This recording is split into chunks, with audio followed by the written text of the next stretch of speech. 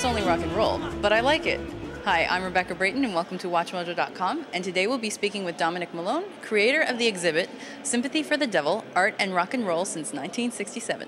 Of all the rock songs, why did you choose to call this exhibit Sympathy for the Devil? I wanted a title that was familiar to people, a title of a song that, you know, people would understand and recognize, but also a title that kind of alluded to the subject of the show. So Sympathy for the Devil, to me, alludes to the fact that when rock music incorporates avant-garde strategies, it takes a risk of looking pretentious or alienating their audience by becoming, you know, perhaps too sophisticated. On the flip side, when avant-garde art, when contemporary art engages with rock music, it risks losing a sort of seriousness. The history of any given culture can be learned, of course, through history books, but also by taking in the art and culture of a specific time. And in the case of the arts and rock and roll of the 1960s onwards, these media may even have had an impact on that history as well. Politics are very much being expressed in the cultural realm. You had events like Woodstock that, you know, not only were important from a musical standpoint, but also from a political one.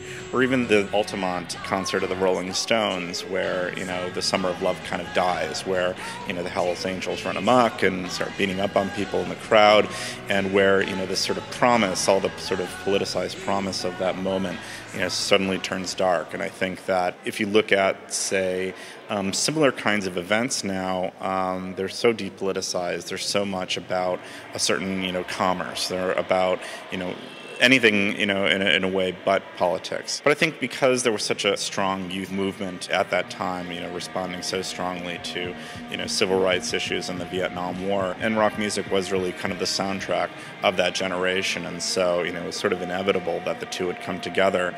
And then, you know, the fact that rock music starts to kind of get involved, you know, kind of brings it to another dimension.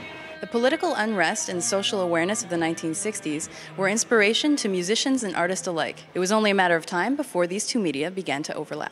I really wanted to make the show about the real kind of lived overlap and collaborations between art and rock music, or artists and rock musicians. And so for me, that really starts with Andy Warhol and the Velvet Underground, who actually start working together in 1966, but then release the album The Velvet Underground and Nico in 1967, and kind of makes that relationship between art and rock and roll a more formal one. It's also the year that the Beatles released Sgt. Pepper's Lonely Hearts Club Band, when Jimi Hendrix releases Are You Experienced, when the rock music is actually being very serious, kind of incorporating all these avant-garde musical strategies and being recognized by music critics and the press as no longer being something that's just like music kids dance to, but is actually supposed to be taken seriously.